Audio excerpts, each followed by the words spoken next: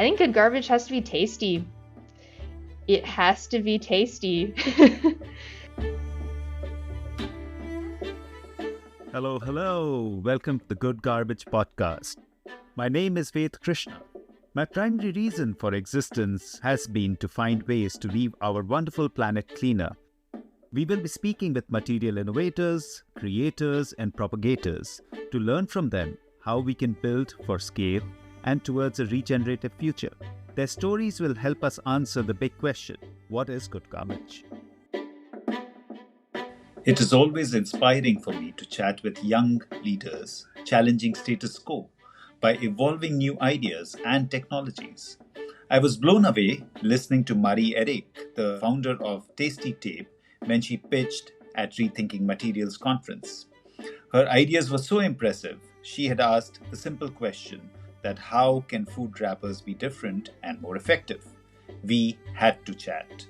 This was such a refreshing and energizing exchange where we learn about the art of what is possible. I look forward to transformation in the wrapper space with Marie leading the charge. Enjoy the exchange.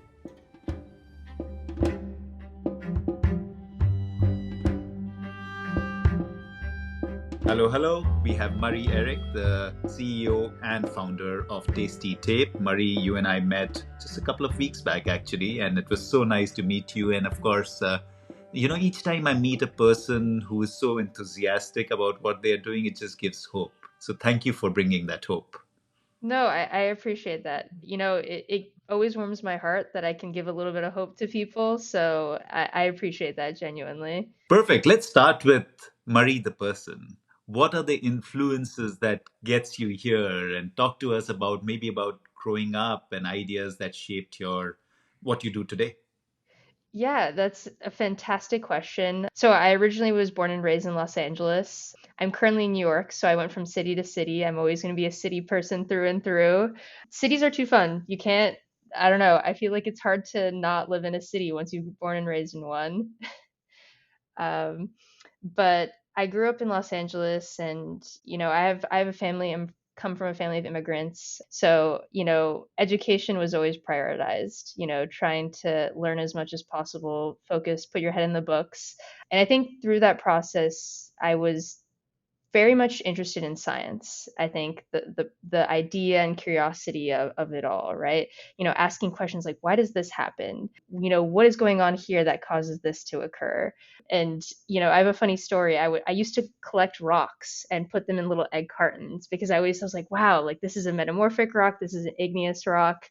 And that for me, that there's just a sense of curiosity of like learning and especially applying learnings. You would learn things in school and put it in and see it in the real world. And I had this egg carton that my mom eventually threw away because she thought it was gross. But all that to say is that there's this sense of curiosity that always filled me, and I think that naturally lent itself to me wanting to create things and invent things and kind of this more engineering side that built up. One of the first things that I invented was this little watering sculpture because my family had a garden in our backyard, and we would leave on vacation but no one would water the plants. We'd always, fingers crossed, or we hope the plants are still alive when we come back. But for us, I noticed the problem and I was like, let me make something that could actually fix this. So I had this little cat sculpture that would leak a little bit of water throughout the week, just enough to keep the plants alive. But funny enough, that first invention kind of just incited this vigor in me to like keep building things and like make things and just bringing in that curiosity of like, why does this happen, how can we make it better, and it improving naturally. And I think that became the crux of kind of what I end up working on today and what I do today. And it makes it that kind of baseline fundamental understanding of who I am is really what brought me to this. It's so many things went through my mind as you were speaking because there are so many interlinkages. You said Yeah. like a city person, and I was reminded of our older daughter. And we grew up. I grew up, and then my kids grew up very rural. And I Yeah. love just not being in a city. I studied in London, but that's probably the only time when I actually was for 3 years in a city. But otherwise, most of my life was spent in the foothills of the Himalayas, and then like very rural. And post that, and my kids grew up on a farming commune. So Hmm. not even like rural, beyond rural, right? So, Yeah. but the interesting thing is our oldest daughter who lives in New York now, and she just gets a spring in her step as soon as she's in a city. And I Yep. just don't get it. How did this happen? And like, dude, there is no nature here. And she literally look out of her dorm room and say, "You see that tree there? That's enough." So I'm like, so, It's funny you mentioned that because I would say probably one of the worst parts. I've now been in New York City for about a year now. One of the worst parts of it, I think, is the lack of nature. And I think LA had at least some part of that where it's like you can drive maybe an hour or two or just go in a nearby hiking spot. But I think New York lacks that. And I will spend 3, 4 months in New York and I'm like, I'm itching now to like go on a hike, to do something that's outside of the city. So I go through these periods of lulls where I get tired of the city. It gives a lot of energy, but I think sometimes you need to step away from it. So I totally understand your take on this. I'm glad, I hope that she listened to this. There is something beyond, although she does understand. But upstate New York is so beautiful. So I have Hmm. friends in New York who have houses upstate, and it's just stunning. You just drive a Yeah. little bit out, and it's so interesting. And the other one was my wife has a penchant for rocks, and Ah. if you come to our bathroom, it'll have rocks from different trips. And and I do a lot of outdoor stuff. So one of the best presents I can get my daughters is rocks. And it'll be, like different, and we might even mark out when it was got and stuff like that. So that was also interesting to hear. I love to hear that. I try to collect always something from a trip, especially I love traveling. I mean, who doesn't like traveling? But I always like to collect something. And one of the things I've been recently into collecting, I used to do a lot of rocks, but my mom kind of killed that in me and ruined it a little bit very early on. But I started collecting like those smashed pennies that, you can stamp a certain kind of city into. And those have been a really fun one because I think there's this childlike element of having to roll out this penny. You get this new, like almost a recycling and reusing method that I've really appreciated. So it's nice to see there are other rock people in Oh, the world. 100%. 100%. And they're so delighted. Okay, which is the rock this time? And it's so nice, right? And Yeah. of course, everything has a memory. I don't know, there's one in my bathroom which I literally dug out for my wife because she loved it so much. The color is so beautiful. And she always, like, for her it makes her heart happy that I Mm. made this effort. So it's got a memory attached to it. So yeah, and I hope the pennies will stay, right? As we go more cashless, you might stop getting those pennies. So that'll It's be a going to be a little harder to find, so I think then the effort will be more and more worth it. I think to the point you're making, you're putting a lot of effort finding these rocks for your wife. So maybe someone will start finding pennies for me. Yeah, hope so. So okay, so great. You grow up with an inventor's brain, and you then choose something called biomolecular science and engineering. And Yeah. so that's a very particular kind of subject. And of course, everything is biomolecular end of the day as you look around. But I would love to hear what got you in that direction, and how did you kind of emerge from there? What did you learn that helped you again? Yeah, great question. So I think maybe to backtrack a little bit here. So, although I really enjoyed making physical things, I really got into computer science when I was in high school. And that I was like, wow, the idea of creating basically anything and solving any problem was really interesting to me. I'm going to interject. There was a thing called Girls Who Code, which is really Yes. cool. I just love the term, Girls Who Code. Yeah, Yeah. I think we had a club actually at our high school that was centered, I think, around like girls coding, and I was a big fan of it. I was totally in it, and I think I still am a huge proponent of getting more women into STEM, more women into entrepreneurship. So, yes, girls who code all the way. But yeah, I was really into computer science until I realized that a lot of my work would just be required me sitting on my chair and sitting at a laptop. And, I realized this doesn't really feed that part of me that likes working with my hands and really kind of feeling the tangible nature of creation. So I think in that process, I got into Johns Hopkins. I studied, or, I was like, "Ah, like, I don't want to do computer science anymore. Let's just start with general engineering because that kind of fits that tangible element. But I think I was sitting thinking about, how I was really drawn to biology and chemistry, and that kind of existed, at least in my past as a kid. Like that really drove me a lot of the time. It's like, okay, let me try out a bunch of different disciplines. I looked at civic. I took a class that was just called What is Engineering? So you just explored every version of engineering. And I think chemical and biomolecular like really came to me. And I think especially the biomolecular part, just it encompasses everything, and it didn't feel limiting in any kind of way. You could explore so many different things at the same time. And ultimately, a lot of what I ended up working on was focused more on the polymer science of biomolecular engineering, and how do we go about creating that. And I love the idea of how you can make something that, maybe isn't totally even visible to the eye in certain kind of, when you think about molecular forces, totally changed and reflect the usage, whether it was something more on the medical side where you're trying to find a hydrogel that will replace certain tissues, all the way to something just purely logistical, right? We're talking about packaging, and we'll cover probably that a little bit more. But the idea that these smaller forces are really impacting kind of the greater functionality of a lot of these things. And that really drove me and eventually brought me here. So Yeah, and did you hear the famous quote by Steve Jobs? Cusp of biology and technology is where the future lies. Something like that. It's really cool, and you kind of clearly held on to that, right? yeah, I mean, I 100% agree with that. I think that is always going to be where it sits. Steve Jobs was anyways a great inventor in his own capacity and an innovator, but I think it's 100% right. I think that's where a lot of things change, because it's how the technology interplays with our real world. And I think we're seeing a lot of that happen just as like AI grows into more like hardware, installations, and how that's pushing and expanding our society as a whole, right? I think that is the crux of where a lot of innovation occurs. It's good that you mentioned AI because when Nupur was doing research for you, she literally had to put in AI. Can you teach me this as a 5-year-old? Because I cannot understand what much you're talking about. So I have no idea what you got in there, but clearly it went over our heads. Yeah, who knows? I'm also a little confused now too. We'll see. So okay, that's all good. But Mhm. how did it take you to hip hop?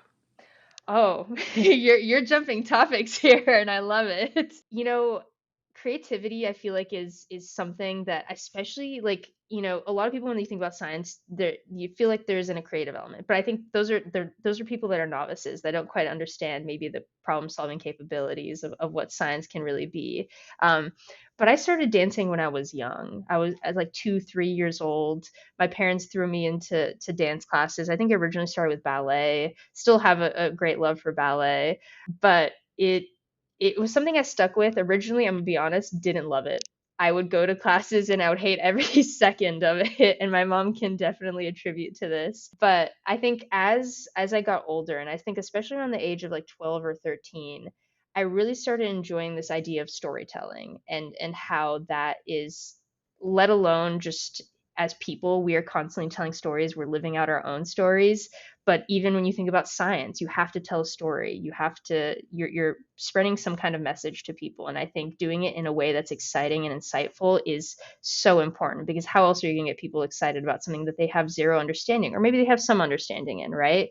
And I think hip hop and dance is where I realized, wow, you can really start telling stories and be people that you aren't necessarily in your day-to-day life. And I think that's super exciting, right? This idea of like, I don't have to be Marie the CEO, or you don't have to be Ved the CEO of Paca, right? So I think that there's different ways that you can kind of interact and be creative, and I really love that element of it, and I grew to love it, and it's still a passion. I still take classes on a regular basis, and I love to interact with other dance styles too.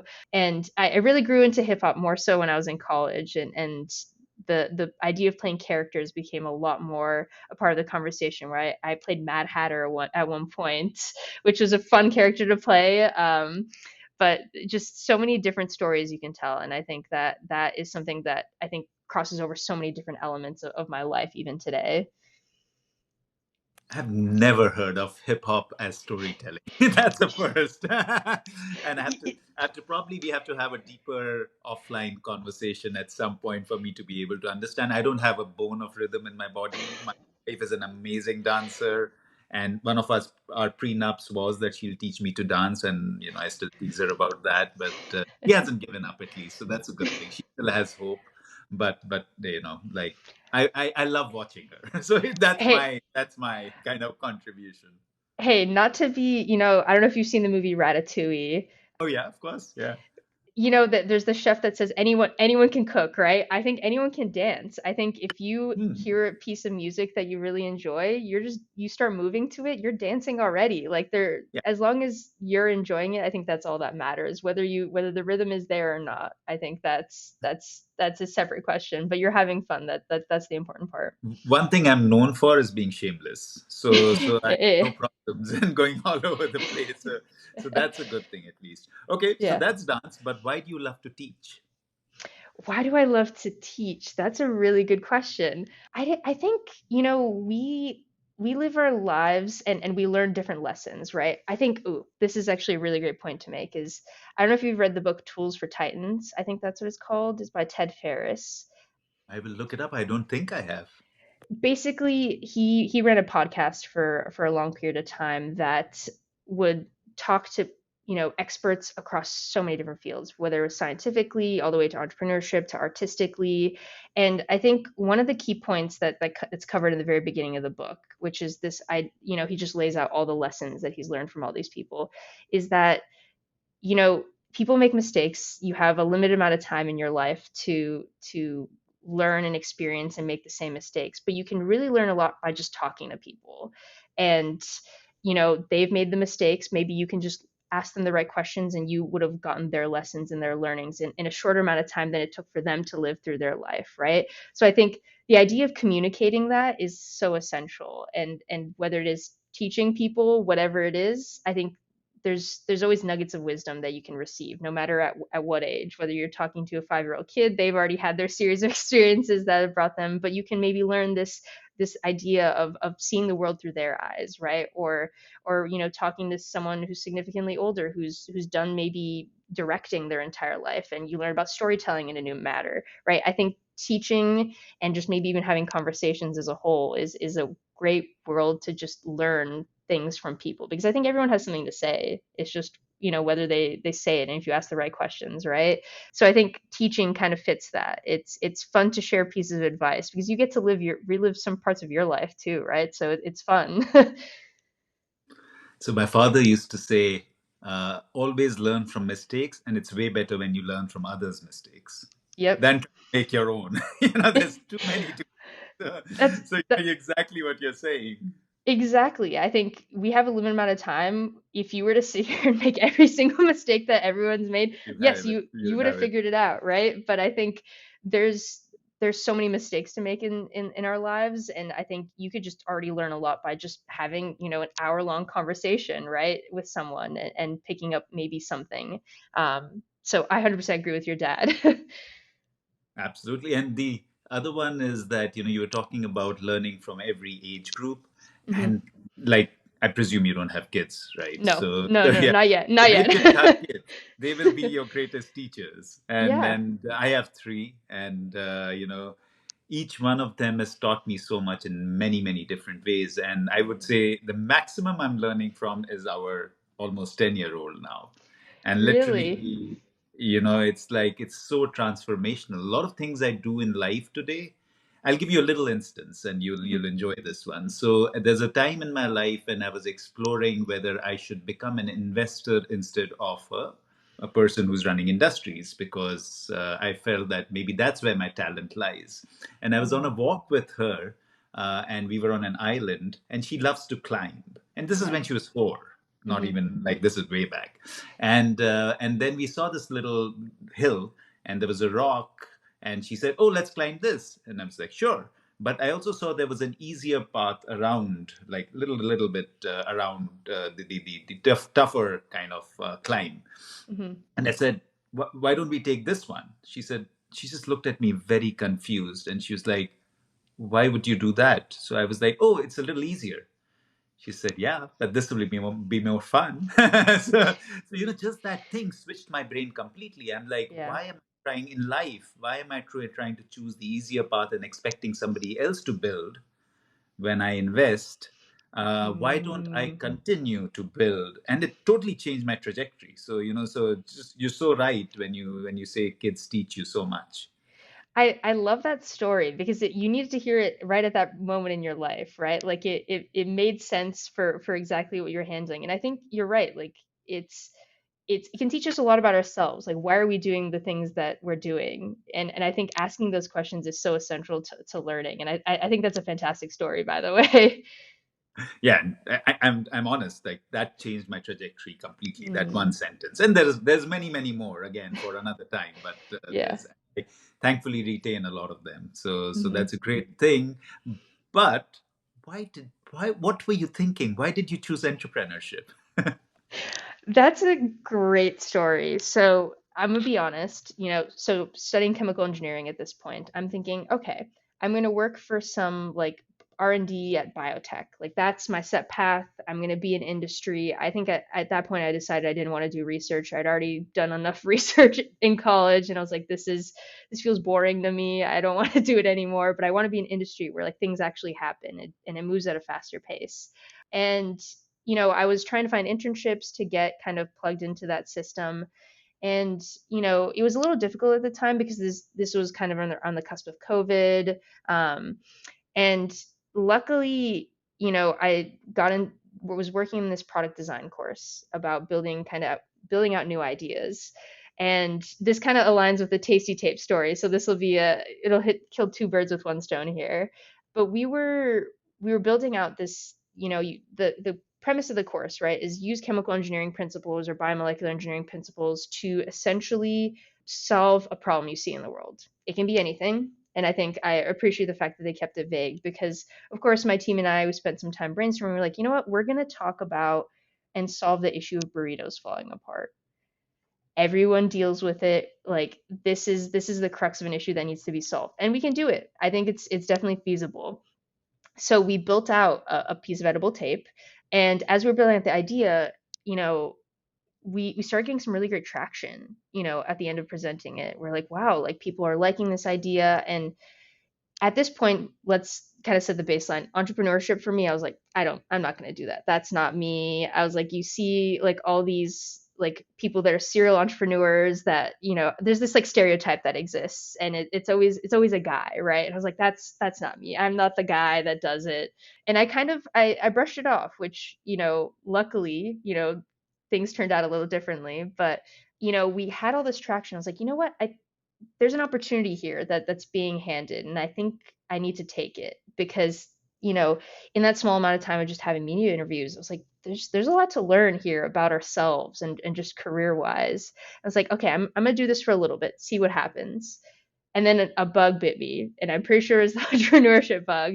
And I just kept going and going, and believe me, I'm still going, and it's so exciting, it's so entertaining, and it challenges me every day, and I love that aspect of it, and also just meeting people that are building amazing problems and working on issues you've never even heard of, building crazy tech. And I think that just hearing people talk about their passions and how they've built it into businesses is always such a heartwarming and inspirational community to be a part of, especially in the entrepreneurship world. So that's at least a little shorter version of why entrepreneurship, but it's a bug that bit me.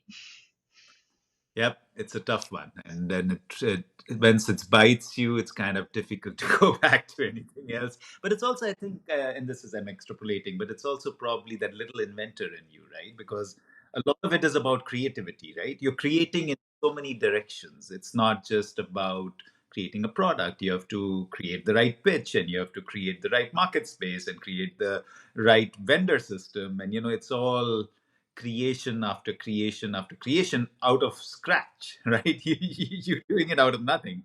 So that's amazing, and it's always great for me to um, see people, younger people, come in and want to do something that has huge impact. So that in itself is a huge inspiration. So kudos to you to take it up and bite that bullet and explore this side. But let's continue with the tasty tape since you inferred on that. So that's an interesting thing that you want to put a burrito together. Who would have thought? Was there a thing about eating Mexican food?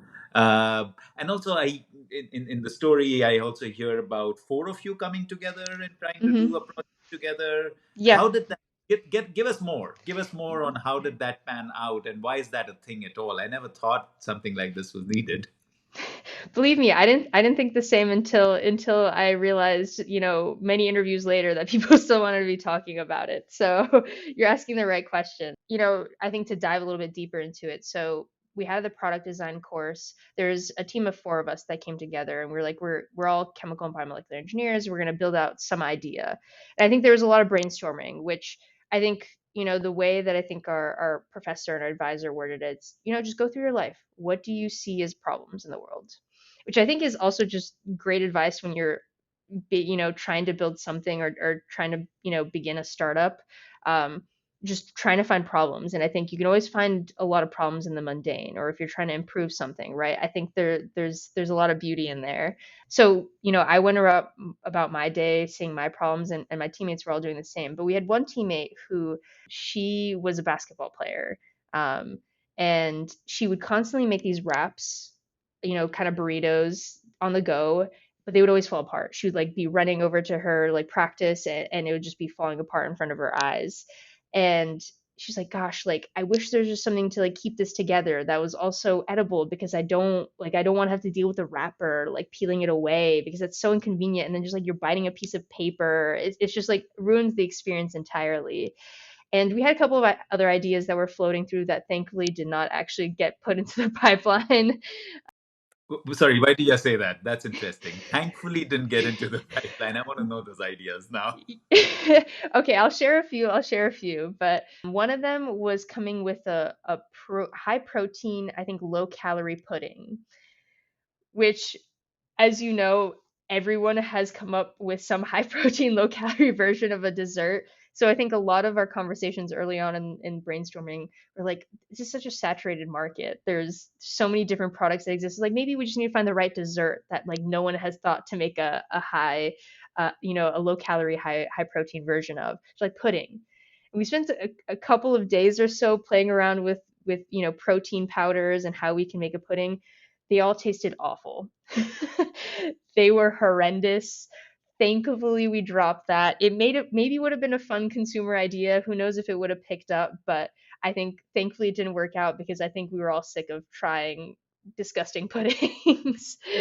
um, but I think another one that came through, I was playing around this idea of basically using like some kind of like sunblock that you can like stick like roll on, but I think that already exists. So there's just a lot of ideas that I feel like didn't have the same sticky nature, no Yep, pun yep, intended here, yep. as the edible tape, burrito tape concept had. So we decided to go dive right into it. And it seemed also feasible in the context of, hey, we have a year to prototype something.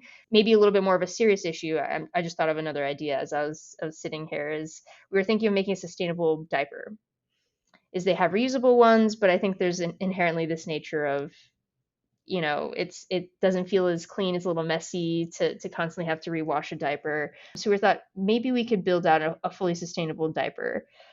Well, when you really look into the logistics of like what all the elements of diapers are, there's so many just like layers that functionally do really amazing things from like a material perspective, that are so difficult to make sustainable and make the entire like system sustainable is not feasible within a year. And our professor had to quickly crush our dreams and say, yeah, this is not going to happen. You need to quit this now while you're ahead. Which I'm glad he did, because we wouldn't have gone Tasty Tape as it is today, and I wouldn't be sitting here talking to you. So It was all to lead up to this. exactly. This is the Let's peak moment right here. well, there's definitely many more peaks coming for sure. Okay, so great. You put a burrito together and you find a mechanism. Tell me a little bit about what that mechanism was and why did it work, and then Mhm. how does it evolve into becoming something else? Yeah. Great, point to make here. So a lot of, the process of building out a burrito tape was just trial and error. It's like, hey, what does nature do really well? Like, where have we seen you can make some kind of film or that already exists. So we looked at rice paper. Like rice paper functionally like does similar to what we're doing. So we looked at rice paper, we studied it. Can we make a rice paper alternative that maybe is a little bit more suitably character, like from a flavor perspective, a little bit more suited towards burritos? That didn't work out well. So we're then looking into maybe just some adhesives instead of building out a full piece of tape. Is like maybe we can just create an adhesive, right, to just seal it closed. But I think there was this like structural element that we were still missing. So then we ended up landing on, okay, what about dietary fibers? There's this world that exists, and I think this was part of our advisor bringing it up in conversation with us, which is part of this like world where it's like, oh, there's some interesting chemical properties that exist here, and structurally when you start playing around with solvents you can do very cool things.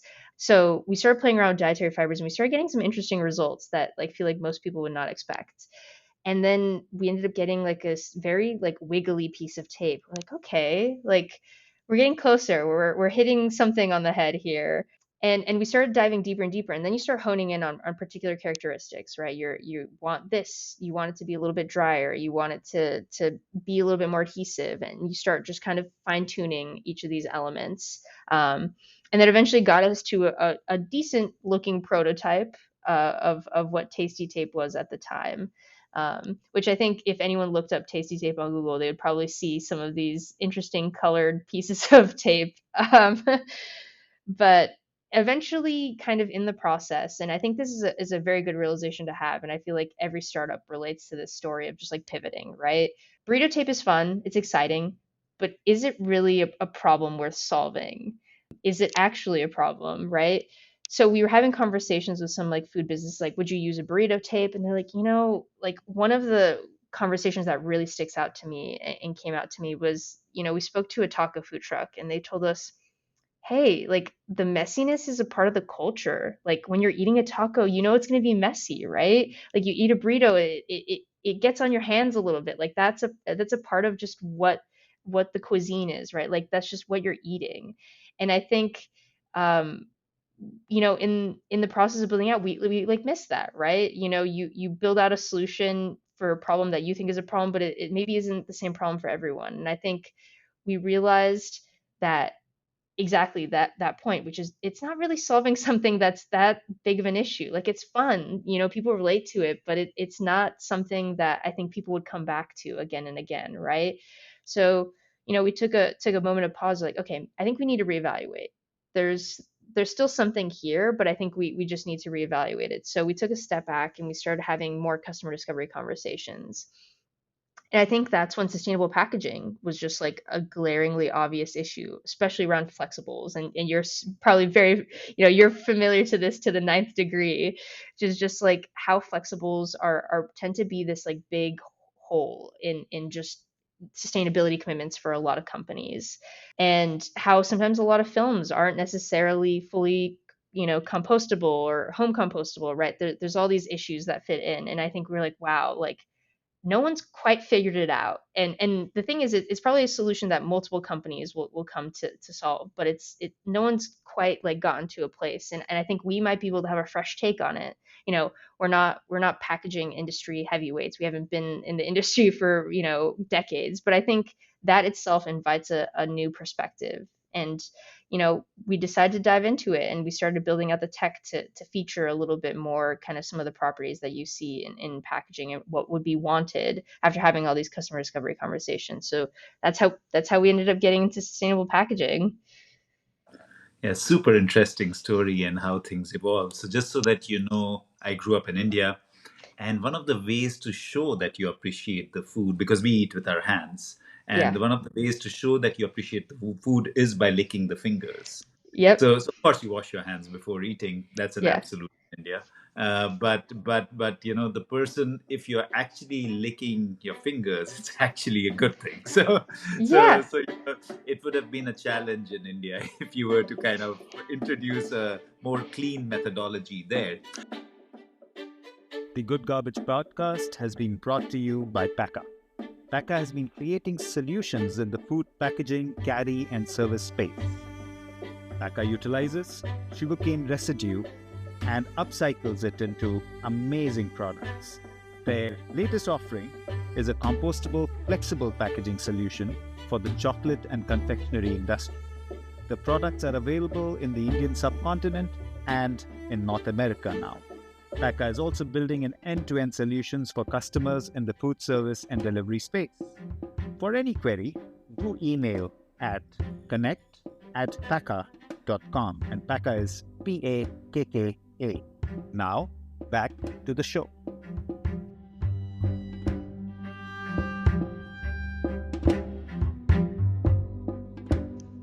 Little bit deeper into what you said about dietary fibers. So, Hmm. what is it? Tell me more about because, of course, again, growing up in India, we were surrounded by psyllium husk. Like that's Yeah. something. And in India, again, my wife was astonished. She's American, and we imported her to India for 8, 9 years. And she was astonished that every dinner conversation was around digestion. So she's Hmm. like, Indians are obsessed with digestion. So, of course, every Indian knows things like triphala, what we call isabgol is basically the psyllium husk, and Yeah. 10,000 other things that are being used for digestion. So, how did you come to that? Of course, you said your professor told you about it, but then again, from a chemical angle or a biochemical angle, what is it about that product? Because I would have thought it's cellulose. It's kind of some kind of structure that helps your diet Yeah. and basically gives you fiber. But yeah, it'll be great to break it down and teach us. Yeah, of course. I mean, okay, I think psyllium husk is actually a really great example to bring in here because it's to some capacity what we were studying, which is you throw what happens when you throw psyllium husk into water, right? It starts What's up? Yeah, swells up, right? Like that, like chemically, what's happening there, right? Like it happens also in chia seeds too, right? Like what's going yeah. on there, Is that a right? So digestive too? Chia seeds. I think it does promote Yeah. digestion, Yeah. yeah, because I Okay. think that there's just mucilage that helps with just any That's kind true. of general Yeah. movements. Yeah. Um, Flaxseed. Those swell up too. yeah, yeah, Very yeah. interesting that you say that. Okay. Yeah, so I think chemically that's doing something. And, maybe this is a part of my, when I was studying just polymer science is like hydrogels. Hydrogels also have a swelling mechanic, right? Like there's polymers that naturally do that. So, you know, you can fine tune certain properties. When it already naturally does that, you can start thinking about how do you then like maximize and start converting this, because ultimately what's happening is that once water comes in contact, there's like a network that's forming, right, with the water molecules that's causing this like thickening to occur. So how do you then maximize that network? So for us, it was like, okay, cool. Like what if we start playing around with adding other additives that maybe increase this network, or how do we like process this down to strengthen that network, right? So there's a series of ways that you can look at it, but just that initial swelling capability means something's happening that's different. And I think inherently like you can maximize that maybe with just a general understanding of like polymers, because hydrogels are doing the exact same thing, and those have a huge series of purposes, like I mentioned before, in like tissue engineering, right? Like you can make certain soft tissues, and you think about plastics, like yes, they're really strong, but there's also like flexible plastics. So it's like there's a series of just like themes that were like popping up, and from just like a chemical or also just like a polymer science perspective, it's like, okay, you can try to figure out on how to concentrate a lot of these like naturally occurring elements and processes here. Yeah, but that's one thing, right? To Yeah. have a fiber, seeing it swell up. Yeah. And there's a huge gap between a fiber swelling naturally, and we've all been seeing it, and never crossed my mind, that Yeah. I can extrude a tape from that. Yeah. So okay, it's one thing that the material has a natural tendency to swell, but Hmm. it's quite another to kind of say that, oh, I'm going to take this and make it into something else. So what is that kind of thing in between?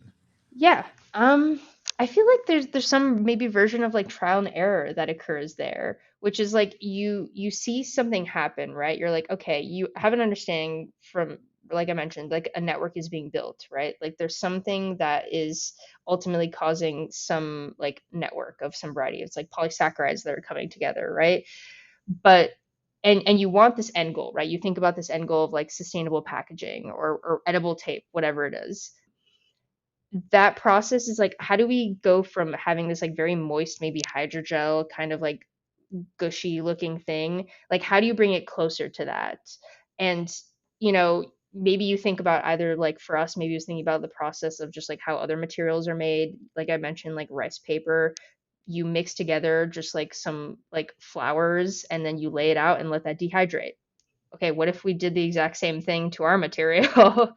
So there's just like maybe this like sense of like inspiration of like looking how other things function to then maybe make the leap. And maybe you're talking about that jump in maybe innovation, you can even call it, right? Where it's like, how do you translate some things that are naturally occurring into things that maybe we've done synthetically for a really long time?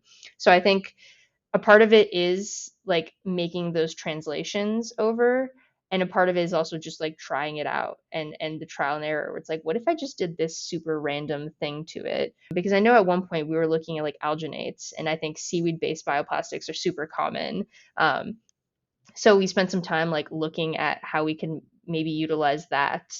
And that was before like we were really looking into sustainable packaging film, but that was just for like a edible tape context. And we had some like surprising discoveries where it's like, oh, it's hard to make a film out of this, and you can like really encapsulate things in it very well, which is I think what like other really great packaging companies, I think Notpla did exactly that, and they can do it really well. But it's also like that understanding of like materials and naturally what's occurring and making that leap, and how synthetically things are occurring, and making some of those connections, right? It's just like bridging gaps, right? I think it's funny to think about that leap that you're talking about. It's just this like leap of innovation is just making these like little jumps essentially that maybe bring you a step closer to the thing that you're ultimately trying to get from like a result perspective. I don't know if that fully answers your question, but No, it's just an exploration, right? yeah. So what's coming to my mind is what I know of is actually the opposite methodology, which is creation of nanocelluloses, right? Mm. So I come from the world of cellulosic chemistry, and then the ideas around how do you take something, mush it up, use a lot of energy or a lot of chemicals, and what you get is nanoparticles, which is like when you said a mushy substance Mm. is what you get in the end. But then you've used up so much resource, you've used up so much energy, and you've used up so many chemicals, and many times the solvents are very, very harsh, and you're talking about acids and high alkali percentages sometimes, and both sometimes. And Mm-hmm. so it's very rough methodology. What Yeah. you're talking about at least seems to me a much cleaner methodology, because I also, many times what happens is that we have a great product, but we sometimes don't go behind it in the process, and that's a Mm-hmm. different challenge. But Yeah. staying with that idea of nanocelluloses, it's mostly polysaccharides, and so that Yeah. sort of sugar structures. Yep. Do you think the molecular basis is similar, and you're trying to create a similar mass and then polymerizing it, or is it a different methodology on a molecular level? Compared to just like traditional plastics, or No, no, no, no, no. Nanocelluloses. it's a So you can nanocellular. never Okay. create a Yeah. Yeah. Okay. nanocellulosic film, or people do alpha celluloses, which are Yeah. more microcelluloses, where they create a cellophane. Yeah. Is Yeah. that Yeah. similar? And then, of course, we will get into the process after that, because it's a big difference in what you're talking about. Yeah, no, 100%. I think it's pretty similar, right? I think like fundamentally a lot of the functional groups can there's a lot of like parallels that can be seen in it. So I think it's very similar, and I think maybe like to your describing it as a very like clean methodology, I think is exactly what we're after, right? Which is you don't want to have to throw like tons of chemicals into the process. Like that's not what we're trying to do. I think that's exactly what like the plastics industry has done for like decades, right? Like we want to try to see what nature does really well and just fine tune it and make it better, right? And I think nature does so many things really well. You see like these like leaf structures that have really great hydrophobicity, right? You can lean on a lot of these concepts and try to figure out how to hone it in to like a natural like tech or just like any kind of innovative product, right? So they're similar to the nanocellulosics. It's very similar. Like I think there's a lot of parallels that can be drawn, and I think even in our process of like innovating, and we're still always R&Ding, right? Is that like we look to like cellulosic products just to try to figure out, it's like, okay, what can this be something that can be translated into what we're doing, or is there a way that we need to maybe fine tune it slightly because the structure is like there's a slight differentiation. But I think there's a lot of things that can be translated over. Yeah, I was fascinated. I still remain fascinated completely by nature, you Hmm. inferred to. And I just feel nature's processes are inherently additive, right? Hmm. So the tree will sequester carbon, take some minerals, grow into these huge cellulosic structures. Yeah. And what we do, we kind of take that and mush it up and Hmm. separate it, and then create something like, it could be a paper, it could be a film, etc. So what I learned in that discipline of learning biomimicry was ultimately the building blocks of nature are relatively simple, right? It's sugar Hmm. chains and amino acids Hmm. is how I see it. And how does one, in an ideal world, how does one build a factory that is mimicking the same idea? But I Yeah. could not find examples of that. So I would look at, I even looked at White's Institute, who had done some work on photosynthesis and trying to Hmm. create sugar chains from photosynthesis. But on real world, I couldn't find examples. So I would love to learn from you. How do you see this? You have a brain that is clearly looking at these aspects of process as well. So if I look at nature, so simplifying the Hmm. question, Yeah.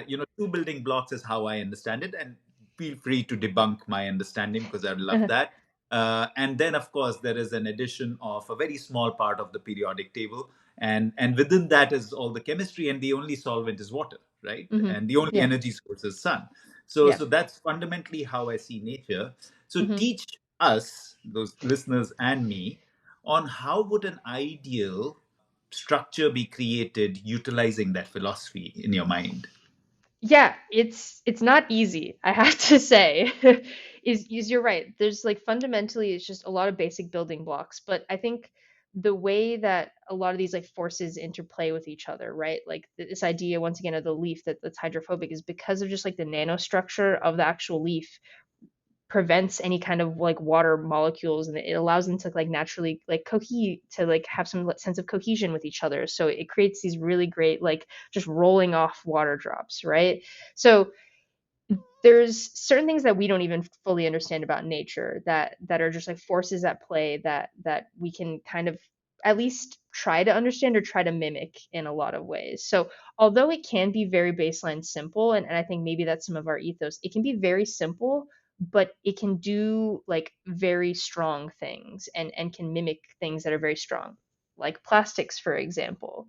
So I think in our idea of like process and maybe just generally we want to keep it simple, we don't want to make it more complex.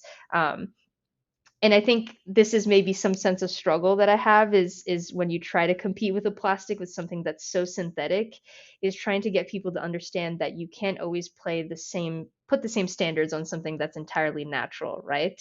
Is that ultimately this idea that what you've done so well maybe performs too well. It maybe has really great barrier properties, but do you really need all those barrier properties in this like plastic? Is that truly necessary for this use case? Maybe not. Let's be real here. But I think ultimately that's the game that we are playing. You're trying to sell a material, they're always going to compare it to the others. But I think trying to understand like rationally, especially when we're working with something that has this like natural perspective, we're trying to mimic nature quite a bit. You have to There's a bit of thinking out of the box that has to occur, and maybe playing around with something that you see in one place and how can you maybe do it here, but trying to stay within the confines of nature and not diving into synthetics too aggressively. It's a very tricky game because of just the standards set by synthetics. It's incredibly hard to get people to out of that mindset, but it's still a force that we have to like fight at the same time. So it's I don't have a good answer to this. I have to be honest. It's a hard one just because it's we're dealing with something that's been set in stone for decades, and it's a tough battle even from a sustainability angle. Even we're talking about food safety of products. It's really tricky, and it's something that it will continue to be a battle for us. So I'm going to take you a different direction because I want Yeah. to dig into that imaginative brain of Yeah. yours. Forget the plastics, forget Yeah. the Yeah. synthetic polymers. There's enough synthetic biology happening in nature, and Hmm. like let's forget all of that. I'm trying to understand Mm-hmm. from an imaginative perspective. Let's make it science fiction, right? What is there a possibility of a different factory for the future? Mm. Talk to me. Forget anything. Remove all Yeah. barriers. Remove. No Ooh. pun intended. Remove all barriers from a more. So mine is not that technically nuanced a brain, and Mm. yours is. So I want to Mm. learn from you, and for everybody listening, can we think about processes differently? Because you clearly are. Yeah. So one of the challenges, and again, putting a little more perspective, maybe it helps, maybe it doesn't. Again, Mm-hmm. feel free to drop that one if it doesn't help. One of the perspectives I see is of time, the linear Mm. time. Mm-hmm. So sometimes nature doesn't work in the same idea as a human manufacturing process of tons per day. The Yeah. closest I've come, just again to give you an example, is my very, very dear friends who are not far from you, actually, in Albany.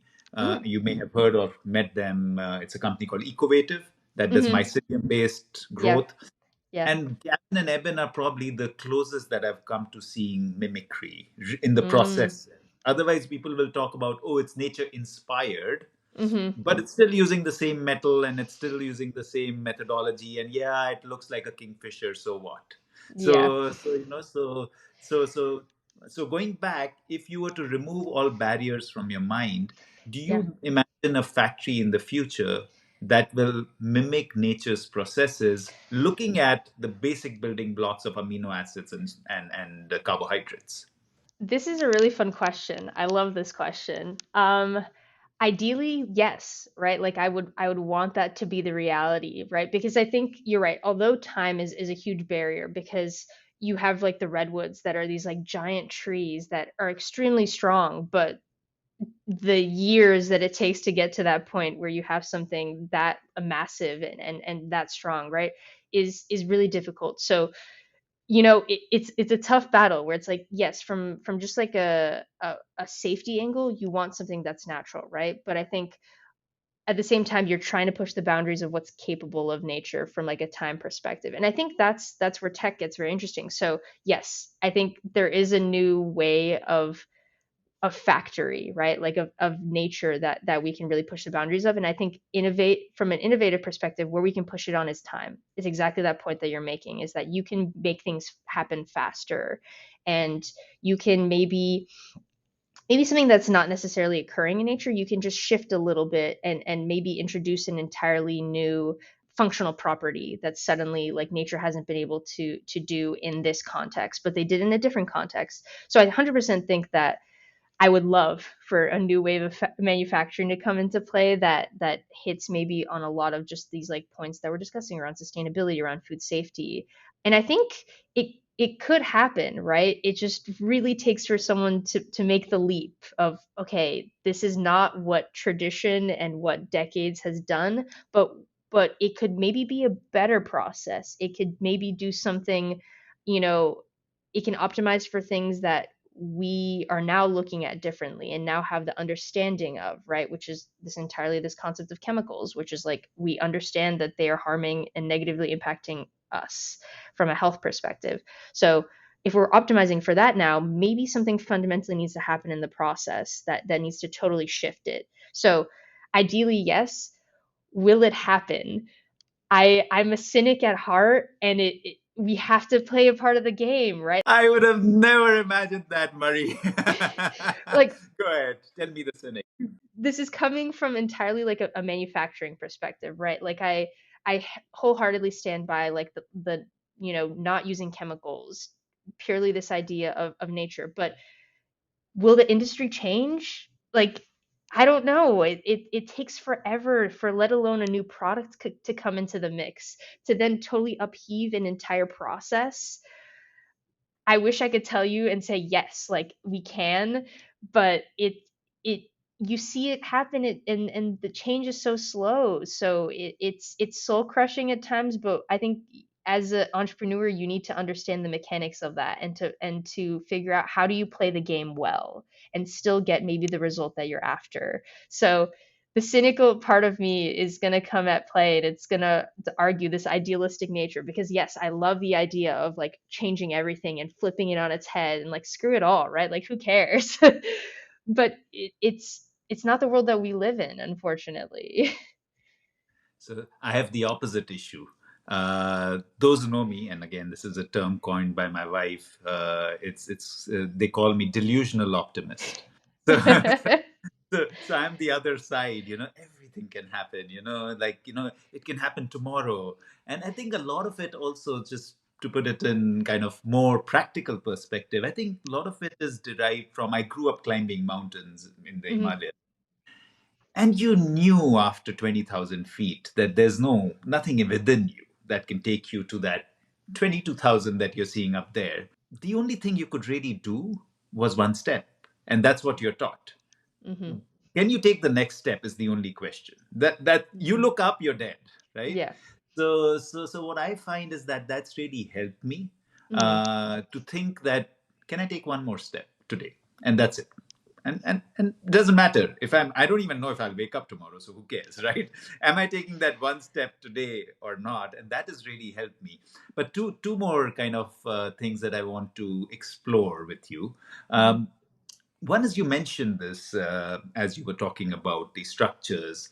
It's not just the chemical structures and what are the contents of the material, but it's also the physiology.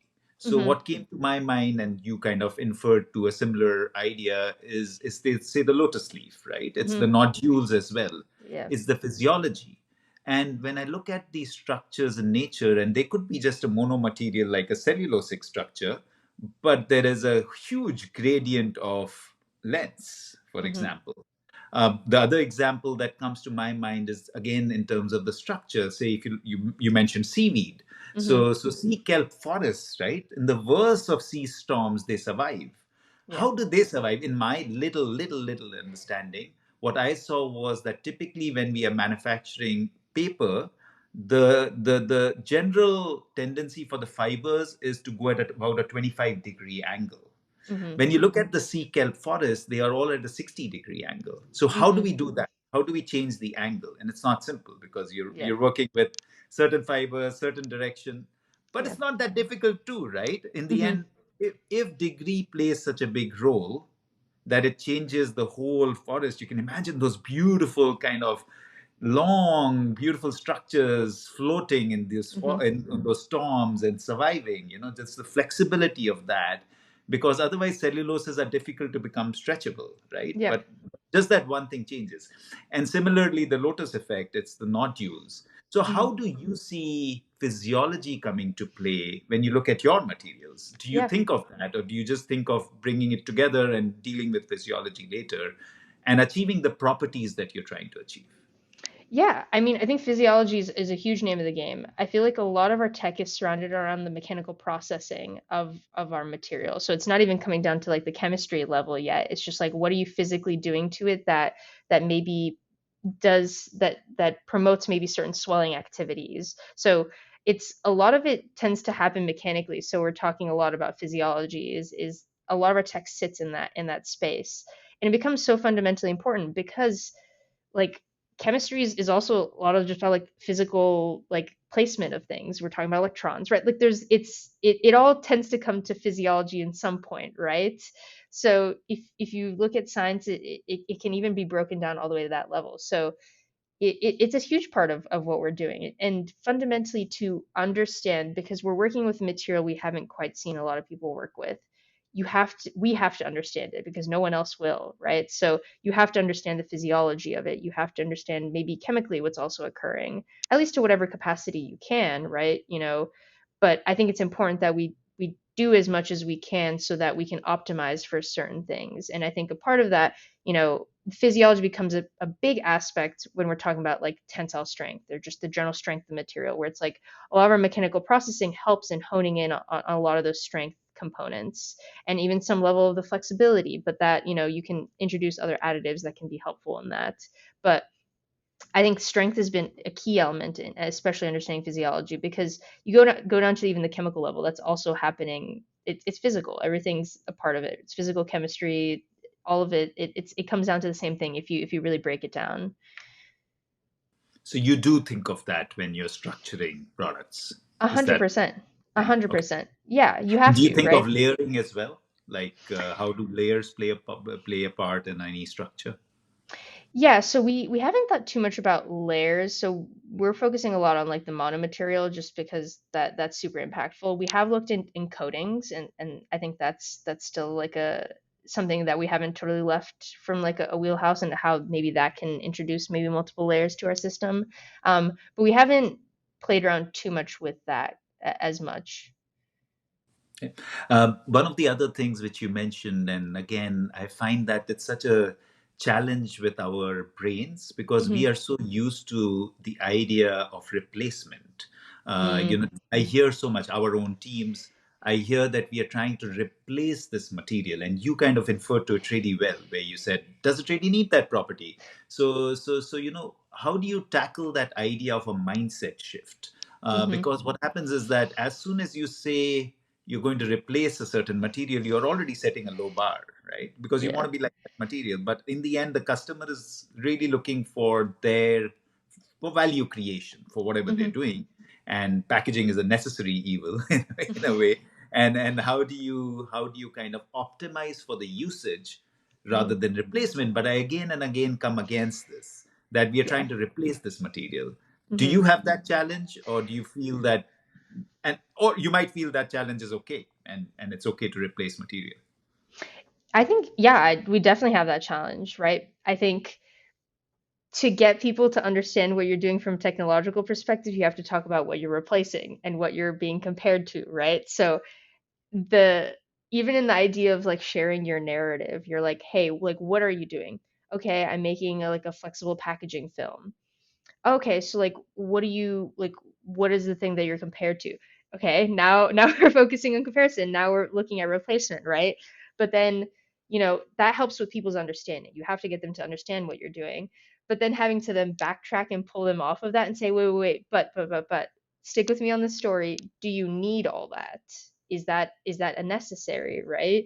So believe me, I don't have a good answer to this. It's 100% a difficulty because like you talk to any large company and they're immediately like, okay, these are what the things we're looking for. If you don't have these things, and most of the times those standards have been set by plastics, great, good luck trying to convince them that your material can do something that they still want, right? Like it can be a little bit of show and tell, right? Which is like, hey, look, it's doing the thing, but I could do that without like any of the other like data points that you needed. That can be definitely maybe a part of the answer, right? Having the right champion in the corner that's really vouching for it. But it's always hard because it's an industry that's so set in stone. It's so set in stone. And I think coming in as like players as ourselves, we're just like we're trying to like break the norm just a little bit. It can be very like it can be very scary for a lot of people. And you look at these large companies, it's a scary scary to think anything out of the norm. I think this was actually brought up in the Rethinking Materials Summit, which is this idea of everyone needs to take the leap together, right? This idea that all the large businesses and the corporates need to say together, hey, we're going to move over to sustainable packaging, knowing that maybe functionally it's not going to be exactly the same and we're going to lose a couple of things here and there, but that it's going to really be the right step for us as a planet, as just as humanity in totality, right? But to get everyone to be on the same page is a challenging thing, and that alone, now we're just talking about human psychology that comes into play, and that's a whole beast on its own. Yeah, but don't get jaded with that. It's not at all there's enough people. What I find is that you always find the right people at the right time. Yeah. So the question is, are we ready? I don't know if you were listening. I was on a panel since you mentioned rethinking materials, and that's the beauty of entrepreneurship. You cannot blame anyone. In Yeah. the end, it's all us, Mm, right? yeah. We have nothing stopping us, right? It's our creativity. It's only our creativity, or where we are in life, that is going to stop us, right? Hmm. Everything else is an excuse, according to me. And Mm. sorry, I'm harsh on that, because I feel that I'm the culprit in the end. I could choose anybody, I could choose any material, I could choose how to pitch, I could learn how to kind of understand finance, whatever. Yeah. What are the choices we are making? So I feel that yes, I understand the challenge with changing the whole supply chain at the same time, but I also find a lot of cheerleaders in the world, and Hmm. there is always that outlier that is out there, and it's just about finding them. And it's Yeah. been a remarkable journey for us to, yeah, you'll say you'll get 100 no's for sure, but you'll also get that one yes, and that's Yeah. enough. Yeah. So I would definitely, from my experience, say that don't let it stop you in any way possible. Oh, great, good for you. If it doesn't work for you, great, thank you very much, and Yeah. then that's fine. Move No. to the next one. Yeah, I 100% agree. I think, you definitely get down in the dumps, especially in a startup. You Yeah. hear all these, you hear like the 99th no, you're like, if I hear another one, my soul is crushed. I don't know if I can keep going, right? But I think you're right. You know, Even speaking to our story, the amount of champions that like were there during critical moments that have really been big shifts for us. I think, just maybe applause for the champions, really, right? Like it's always nice to have a cheerleader in your corner, especially like an early stage startup as ourselves. Like that is like the crux and essential of as you're growing your business, and especially when you're growing really quickly and there's these like pivotal moments where something can really shift. Um, yeah, I 100% agree. It can feel very down in the dumps at times, but you're 100% right. It's you meet the right people, and I think that's why I love connecting to this capacity, because you tend to find people that think either the same way that you do, or maybe they can connect you with someone, or maybe even if it's just like, hey, I've been through the same thing. It sucks. Like we're all gonna we're all going through it together, and I think that there's something comforting in that too, right? Like I think that is what makes the network so like amazing, and to be a part of it is so heartwarming, even after maybe hearing the 100th no. But I think you're right, that's a part of the process, and when you get to those champions, it feels really good. Yeah, and I find that ultimately it's all about the stories we tell ourselves. You're talking earlier about Mm, being a storyteller. And if you shift that perspective, things change, right? And mhm. again, like similar to you, we deal with things every day. And Yeah. but what are we saying? It's like the Edison idea, right? I learned 999 things that I shouldn't be doing, right? Yeah. So okay, so then that thousand thing works. Yeah. So it's again about what is the story we are telling ourselves. Are we telling Mhm. ourselves that, oh, it's failing, or are we telling ourselves, well, okay, this didn't work, something else might, and okay, this business didn't work, something else might, but that's fine, because again, I just feel that life is such a gift every day, Mm, right? mm, And then you don't want to lose a single day not living in a state of amazement, because there's so much magic, right? yeah. There's so many magic. Our hands are still moving and our brain is still working, and you're still smiling, and so there's so much to be thankful for. There's this beautiful video, and I would urge you to see it and actually Mhm. talk to me after you see it. Yeah. It's a TED talk by Louis Schwartzberg, who's a Hmm. time lapse photographer, and I can send you the link. And Yeah. if you haven't seen it, it's just like a 12-minute thing, and it just moves you. It's just about living in gratitude, how each day is different. We Yeah. talk about good weather and bad weather, but there is no such thing. It's just different weather. And Mm, so it's again the stories. So I definitely urge you to see that, and it'll help, because you will have times which are challenging, yeah. especially the direction you've taken. You've taken a direction to challenge yourself completely out of your comfort zone, right? So Hmm. so that's the challenge that you'll have. But I'm going to go back to psyllium husk. Yes. From from all the I love philosophy. I love the transition. So of course you have many things that swell, Yeah. and you explore many things, and you Hmm. find psyllium husk. So I Hmm. want to understand, what was it about psyllium husk? And it could be availability, it could be properties. Why did you latch on to that one, Hmm. and feel that, okay, this is our thing, this is what we are going to use as our base material? Hmm. And then the next part of the question is, how did it evolve from there? Because there's a big gap between, okay, finding a material and then converting it to a tape or a wrapper or whatever. So how did it move from there? And when was the absolute aha moment? Hmm. We got the first version. These are good questions. So I feel like for us, a lot of it was in the beginning just focusing on what can do it. Like what's the material that can get us as close to what we want, like these like optimized properties, right? So from us, it was maybe more scientific lens, less of like a, oh, what material, what raw material is the most ideal, which has the highest abundance, all these other key details that I feel like functionally become very important to think about and maybe should have been thought about earlier on. But alas, for us it was just like can it do the thing, can it do the tape, can it do sustainable packaging, right? I think it was playing around with that, and I think Slim House were like, wow, like it's doing a lot of cool things. Let's keep playing around with this. And then you keep, keep making some of those like innovation jumps, right? These little moments where it's like, oh wow, like it just did something different and it feels more like what we want. Okay, like I think we're hitting on a road. Um, so I feel like from us it was always just like a very practical perspective of like it needs to functionally be a tape. It needs to, and I think that that's kind of timeline wise where we were. It's like we need to just make something that's edible, that's a tape, and can it also take the adhesive that we're working with at the time. So we were always looking at it from that lens. And I think later on, as we were maybe evaluating some of the material, it's like, okay, what's the cost effectivity of this, what's the abundance of this, because that's such a key part of the conversation, especially in a bioplastics world. So a lot of these like questions came up later, and I think Slim Husk still like answers these like pretty well, and I think we still stand by like our choice.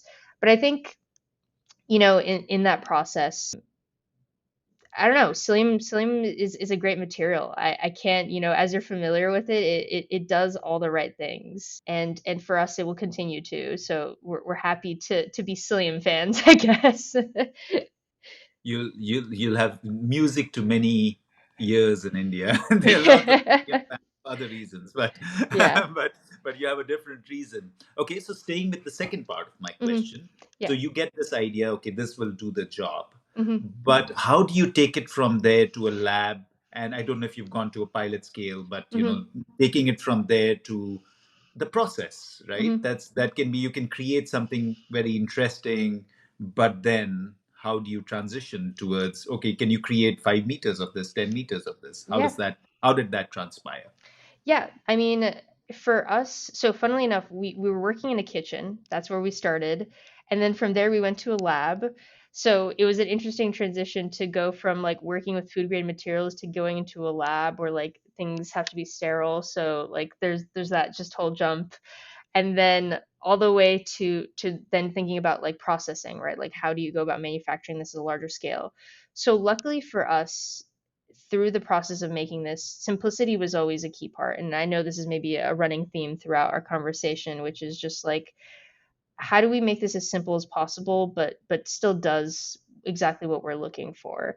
And I think even when we were making the material originally as an edible tape form, but then also expanding it into like sustainable like packaging film, that the process we always tried to keep as simple as possible, recognizing that we're going to need to scale this. Like that's going to be the ultimate goal, and I think that's where a lot of companies tend to fail. So for us, we tried to keep that in mind. And even now, as we're like R&Ding and trying to like further enhance certain properties, especially in barrier, we always like to think about, can this, is what we're doing now something that's functional from a scalability perspective? Like how can we actually do this and not up the cost or up the amount of energy required to actually build out the product, just because then why are we doing it, right? Like why do we do what we're going to do, like innovate, if no one can actually touch it, right? So I think, luckily we always kept that in mind. So making that transition, and we're working with a contract manufacturer now, it's there's still a lot of like hiccups in the process and trying to like fine tune things, but I still think that like that methodology for us has been super helpful in getting to a point where maybe making that transition was a little bit easier than maybe working with something that is super technologically advanced off the cusp.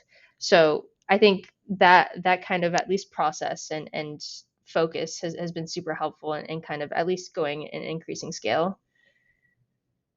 And if you look at the material that you have created now, Mhm. what are the ideal usages and what will be your call out to customers? These are the people who I want to have this material tryout? These are the applications, these are the kind of customers. What would that be? Yeah, I think for us, we're at a point where we're throwing everything at the wall and seeing what sticks. So, primarily it's food industry for us. I think we recognize a lot of push for sustainability, a lot of push for food safety from the food space. So, we're talking about anything is in direct contact application with food products. So it can be a saran wrap, so replacing something directly around a sandwich, whatever wrappings you get around a burrito. To come back to our burrito story, I think that will never leave us, all the way to, you get a baked good at a shop and you have like a PP film that's directly around it, right? I think there's, a multitude of usages, but we're really focusing on this food space direct kind of as a form of primary packaging in flexible context. And of course, we're looking primarily at businesses. So that's our ideal goal right now. And because we're early stage company, you know, things are always going to be a little bit more expensive in the beginning. I think, the goal is we want to make sustainability as easy for everyone, but as we're, early, it's hard to get to start there, but I think our goal is always to get as close to cost parity. So I think people that are understanding of that and that will recognize, their goals around sustainability, they want to make the right choices for their customers, and people that really care about that, because that's also our ethos. We're trying to do the same things, and if we have people that align with that, then I think that's all we really care about. So you find the ideal customer who's like, Mhm. voila, this is amazing. And you guys are doing so well. And this is a Yeah. food company that wraps their food. It's a burrito company, like, so it's taco time. So, Yeah. but they say that, okay, we definitely need to do a large scale trial to Hmm. be able to establish the efficacy. And we need a ton of material. How will that feel? Will you say, yes, we'll get it to you by this time? Or that'll kick you in the gut and you'll say, can we start with 10 kgs, please? Where are you then on that Yeah. continuum? So I think someone has to understand we're early stage. So, ask us for a ton. I can give it to you as fast as possible, but you have to understand where we are at this point. So if they want a ton, but they're willing to accept that maybe it's gonna take a couple of months for us to get there, great. That's Let's not keep bad. having, yeah, I was gonna say, let's keep having that conversation, right? One of our sorry, I'm interjecting, but Yeah, it reminds me of one of our team members who is, and we are a bunch of entrepreneurs. A lot of people in the team are entrepreneurs, so they go on their own tangents. yeah. I'm always amazed. He'll always commit. I'm like, dude, what are you doing? Like, Don't he'll be do like, it. can you do this? Yes. And he'll then hustle.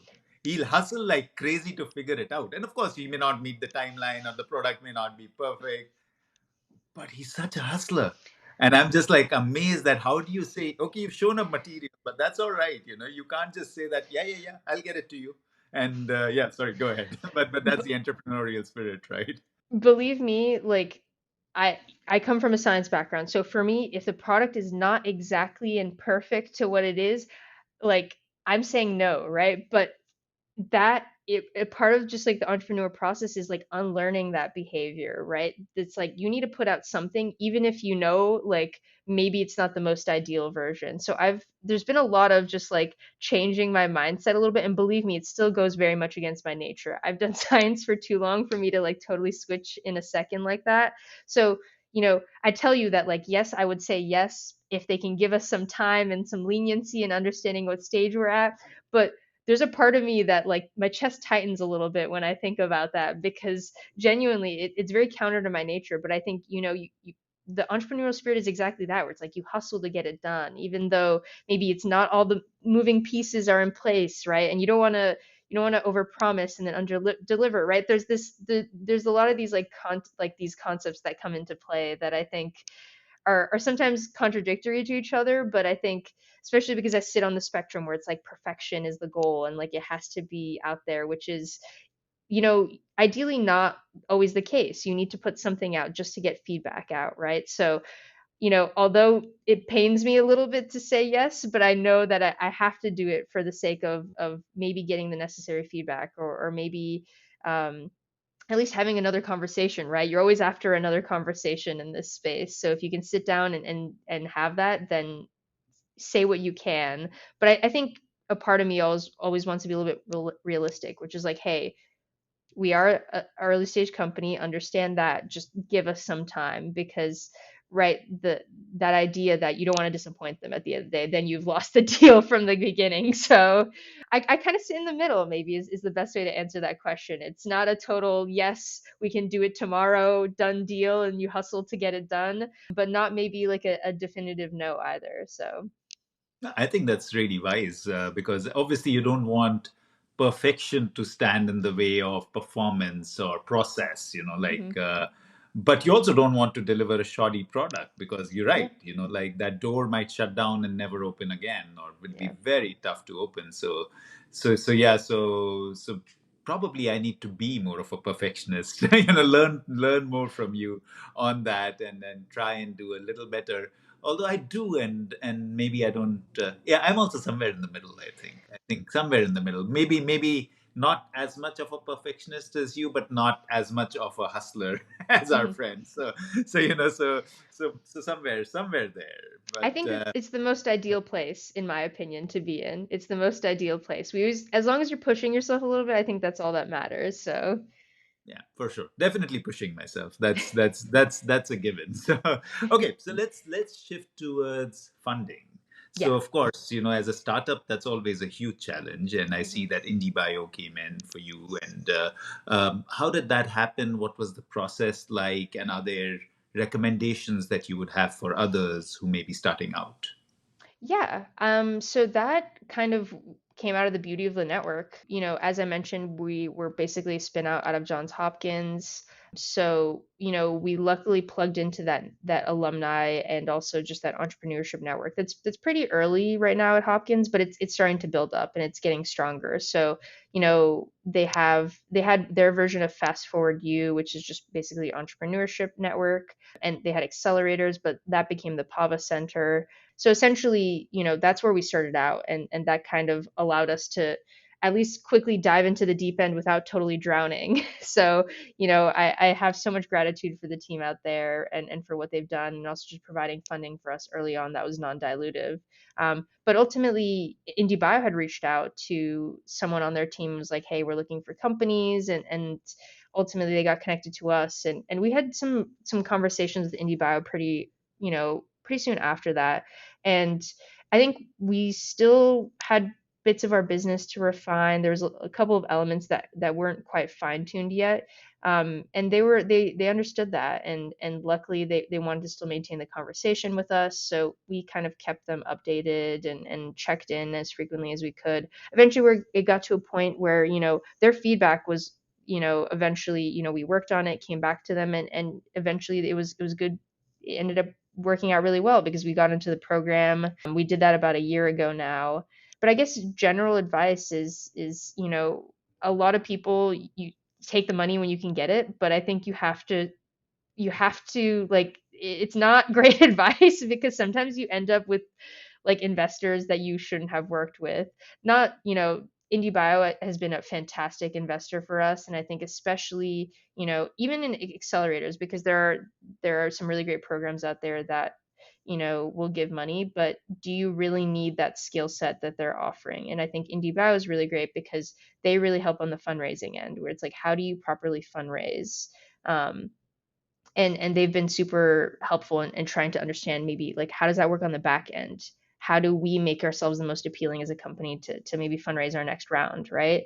So it was something that I had no idea about and am continuing to always learn more about. So it's really helpful, and they filled in a gap that was needed on our end. Whereas like maybe someone else comes in, you've already funded, you've fundraised, you're 3x founder or whatever, right? You've already done that. So why do you need it? Maybe the money, but like I would really evaluate what they can help you with, and what they can do to kind of expand the business, because I think the tendency is just grab whatever you can get. But I think they're, as much as we need them, they need us. So they have to, we have to get some value out of it as well, besides just monetarily, right? So I think that's always a big piece of the puzzle that I think sometimes people tend to forget.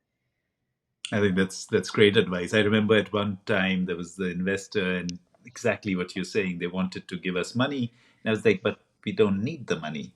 Like, no, this is burn capital. I said, "What the heck is burn capital? He's like, Yeah. this is just to explode things, spend it on advertising and get an influencer. And I was like, we don't really have a product set yet. So what happens? And okay, at that time we did have a product, but it was like, okay, what happens if I don't have the supply chain and it really blows up and I cannot deliver? Yeah. So it's that sort of an idea, and it's wise to kind of be very careful about. And of course, dilution is the other angle. You want to Hmm. equity is expensive, so you don't want to Yeah. keep diluting your equity just for the sake of having money. And Yeah. like, okay, if you need the money, sure, you will have to dilute, but how much and when? And then it's great that you have the right set of advisors, because that will Hmm. be really important, especially coming from a scientist background. There'll be a more chance of not understanding the equity valuation and stuff like that. So I think having the right people on your side is important. And that takes me to your uh, CTO, Victor Kim. How did you guys meet, and what is the story there? What is the team like now? Yeah, so we're a relatively small team. Victor joined actually not too long ago, so he's been on our team I think close to now 4 months, so relatively Yeah, new. But very. I feel like I've known him forever, to be honest. But it's a good thing. It's a good thing. I say that because you spend so much time together. He's working as a material scientist on our team, but essentially we met through there's this entrepreneurship, or rather like internship network here in New York City, and we're connected to some like publicly funded resources here, which I think if I were to throw out another piece of advice, like if you're working in a state that has great entrepreneurship resources, really lean into those because you can get funding that way, matching funding. Like New York City or New York as a whole is pretty great for that. But I think people tend to just like dismiss a lot of just these sources, and maybe you don't hear about it because they're not marketed very well. But side tangent, yeah, we met through the internship network because I basically just put out an open job offer, and you know eventually he came across, and he just finished his PhD. He was looking for his next role, and I think he really wanted to work in industry, but he also really enjoyed the startup world. And I think off of some of our initial conversation, it seemed like there's a lot of synergies, and he's been a really great add to the team, and I'm very happy to have him on. And I think he's in the short period of time, which is why I feel like I've known him for ages, he's changed our product so much, and he's really been kind of pivotal to a lot of like the exponential growth that we've seen, and will continue to see. So I'm so glad for the hire, and the choice that I made just a couple of months ago. But yeah, it's the beauty of the network. Once again, another theme that's kind of building out here. No, that's great to hear, because I've been part of an organization called the Entrepreneurs Mm-hmm. Organization, and they run EO Accelerator, Mm-hmm. which is always great to see, right? Because there's so many younger companies, startups who are trying, and the whole effort is to enable more and more through your experience. And like we said in the beginning, your failures, right? Yeah. So have them have lesser failures, and it's just remarkable to see. And I think the industry we are in is so nascent that I find a lot of openness in Mm. helping each other and tagging along. Like I remember even a couple of days back, I heard another what in the traditional terms he would be called a competitor, but I don't even understand that language. So his factory had burned down and I had no clue. And he suddenly posted, "We are back up," and immediately back channeled, messaged him, "How can we help? Do you need Yeah. engineers? Do you need pulp? Do you need?" So and he was just so happy that and we didn't even think about, like, there's no thinking that, okay, are you going to compete with us? Sure, do it. But again, it's the bonhomie, and that, like you were saying, it creates so much magic, to be able to do that. So again, taking it more towards closure now, but if how soon do you feel that you're ready to really sell, and Mm-hmm. what would that ideal timeline look like for you, and what are the key steps that would be needed in order to get there? Yeah, great question. Just one point I want to bring up related to your point about just how open-minded like the community is. I spoke also to a technical one of our competitors in like the bioplastic space, and I met them at a conference, but we ended up having a full conversation like later, like over Zoom, just about the market and the industry as a whole, and they were just sharing a lot of their insights with me, and I'm like, I love this. Like I agree with you. Is like I never really wanted like it's never just like I don't the idea of a competitor just feels like like doesn't feel right just because we're all trying to do the same thing, but it's never just going to be one big player on top. Like it's going to take a group of us to really get there. So I think exactly what you described, it's just like how can he's like, hey, let me know how I can help you. Like we're stages above you, but like, hey, we follow the exact same path. So I think it's always really nice to see it, and that's why I always like connecting with our like competitors, because who knows, there's just like ways for us to chat and share. And There's a lot more collaboration possibilities than competition, for sure. 100%. exactly. I think that's super important. But to your point of like selling, I think some of the key milestones, scaling, of course. So, we're working with our contract manufacturer to scale our technology. I think in a couple of months, we're hoping to have just like full scale runs. To what quantity, I'm not sure yet. So fingers crossed, but Yay, are you excited? yes, I'm very excited. I think that'll be a huge pivot for or like a huge big step, just because, any kind of new bioplastic that comes in this space, it's like if you can actually scale it, it's like, oh my gosh, like this is legit now. Now we're talking, right? Um so I think that's a big key to that puzzle, and just getting customers, getting people on board that are willing to kind of use the product, buy the product. I think that once we get that scale, that'll be a super huge puzzle to it. Just as people are willing, people that have the same ethos and the same mission and understand kind of maybe why the premium might be there in the first place, but are willing to make that step, just because they know what's really behind it. It's not just the technology, but it's the mission that we're sharing around sustainability, around food safety, around what maybe the new wave of packaging can be. Yeah, I wish you nothing but the best, and I'm sure it'll be amazing as you go along. Uh, Time's best invention of 2022 is not Yeah. a small matter. Being mentioned by Jimmy Fallon, that's like huge, right? So, Yeah. how does this just catapult you into a different world? World literally went viral, right?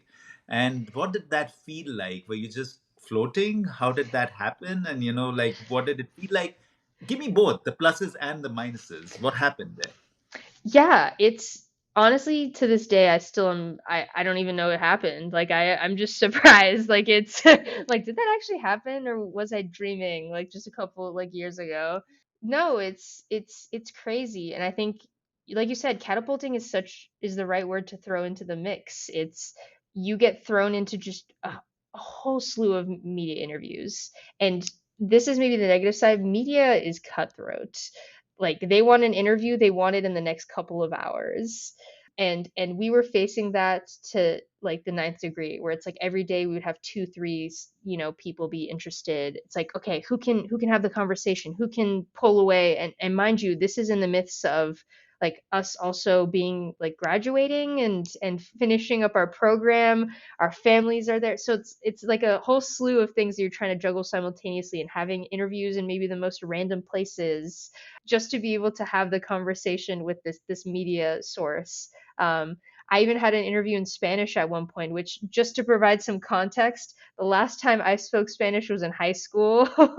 So to pull out some horrific sounding Spanish with such inappropriate grammar, I can't imagine, but it still happened, and it's a story I get to tell and laugh about to this day. So I think, the sense of urgency and maybe the pressure just from the media, and I think to maybe the point earlier that we had is just they want their story, and they're going to use it like no matter what it is. And there's this, which I think is why there's this sense of mistrust around it, is that they'll get their story and then you won't hear from them ever again, even though you may be asked to maybe know some more information about, maybe there's ways to reconnect. It's very one-sided in that manner, which is unfortunate. But I think it's fun to, like, going back to the storytelling element, it's fun to talk about how things happened, and for us it was very organic. And I don't know, I think getting to at least maybe refine some of that narrative and do it multiple times over, even though it can feel repetitive at times, but there's ways that you can kind of play around with it. And I think that's kind of what I enjoy about pitching as well, is that you really get to kind of play around with who your audience is and ultimately how do you maybe frame the story a little differently for their ears and what might click better with them. So I think that kind of really ignited maybe some of those initial thoughts. And believe me, in the moment, like I said, it's such a buzz, and you just go into the next one. It's this adrenaline of the next conversation and the next slew of questions. But it was definitely like a moment I look back at very fondly, even though there were the downsides to it. But it was so exciting and fun and just such a large amount of adrenaline, and I'm very happy that I got to be a part of. The family, was your family just over the moon? Your family and your friends, they must be like, wow. Yeah, I mean, they were just as shocked as I was. But I think they're also very excited. Like they were happy to share, and I think it's always sweet when your family, goes around sends videos back to family back at home, or they're like, "Wow, look what they're doing," and it's like, just my hand was in the video for a quick 2 seconds, and that's enough. Um, no, it's always so heartwarming, and I think also, maybe something else worth mentioning is because we had such a global reach in such a short period of time. And, luckily we were able to open up a website very quickly and have people start engaging with us. To this day, I still get people that reach out that are like, hey, like, just saw this, like made me laugh, or just saw this and this might be super applicable for this, and would love to know when I can get it in my hands. I get so many sweet messages that come across my inbox that are people just sharing their stories that always, if I'm having a bad day, if it's one of those moments where I'm, I've heard maybe the 100th no, it's always nice to hear like someone who's just, from some like rural location that's just, thought they would say thank you for maybe sharing a story or building a product that maybe they thought of as once as a kid, or maybe they found a different use for it that they hope to maybe one day get a hold of. And I think that that's always, like I said, super heartwarming.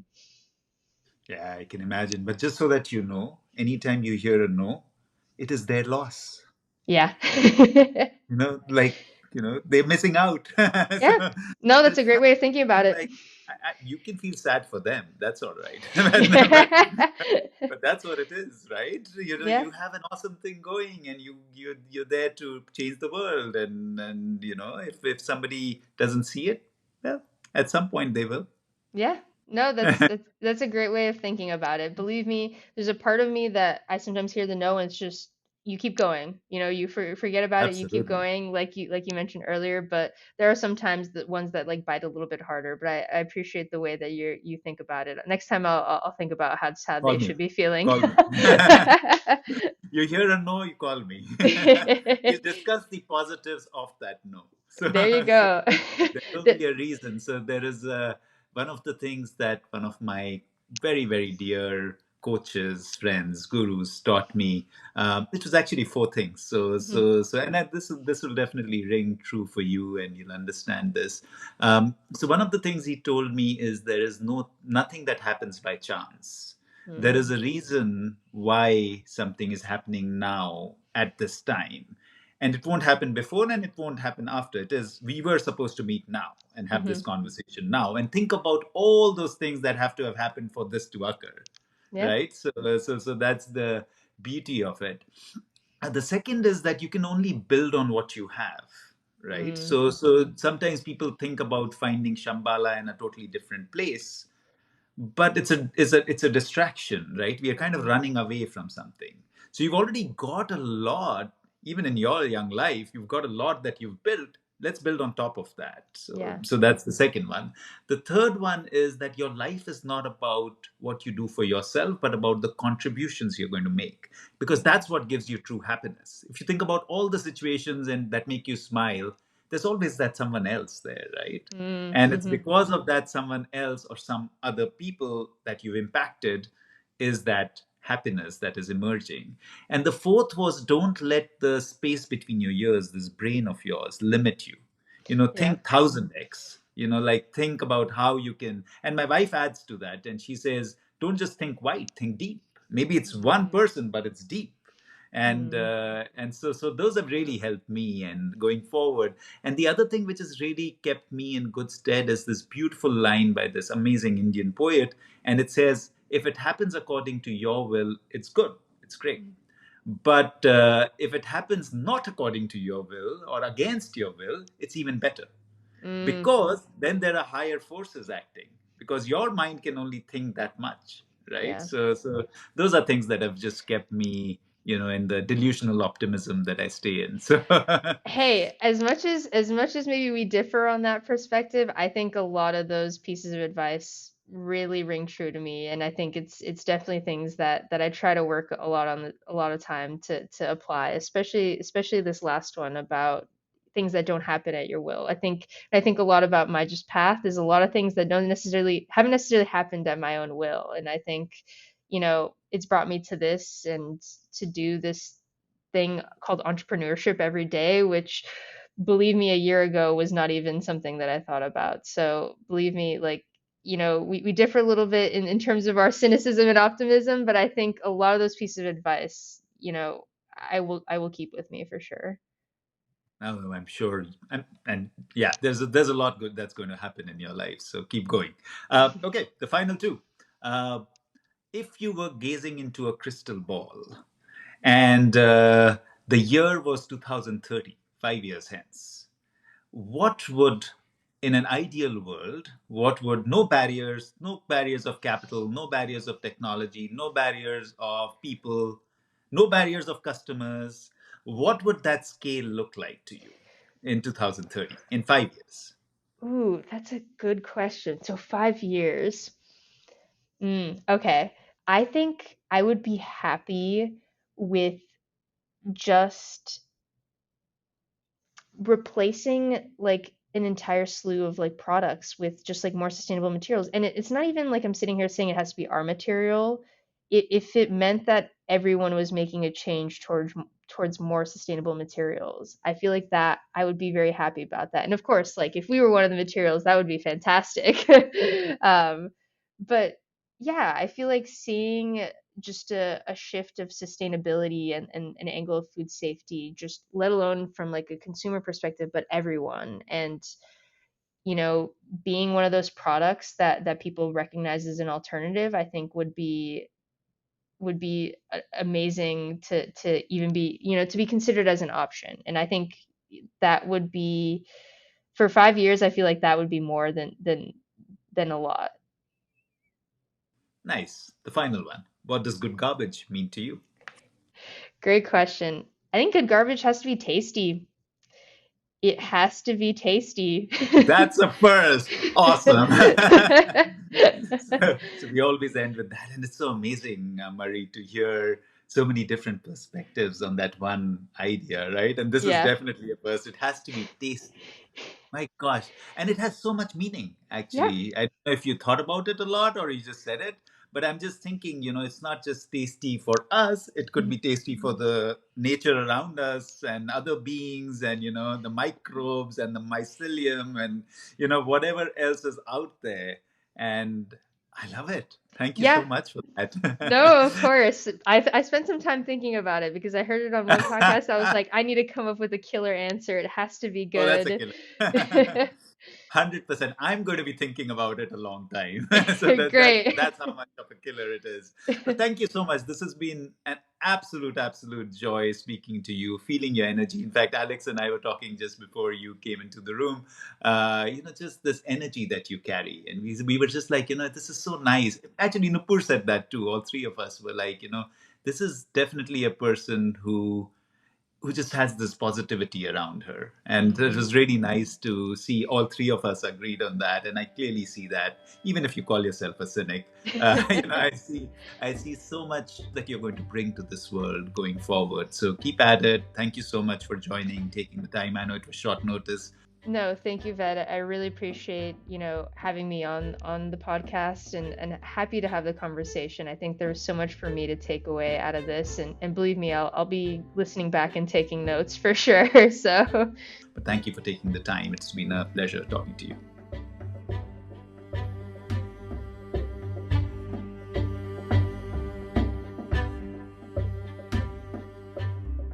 Thank you for listening to the Good Garbage podcast. Follow us on social media to never miss an episode. Links are in the description below. I'm your host, Ved Krishna. See you next time.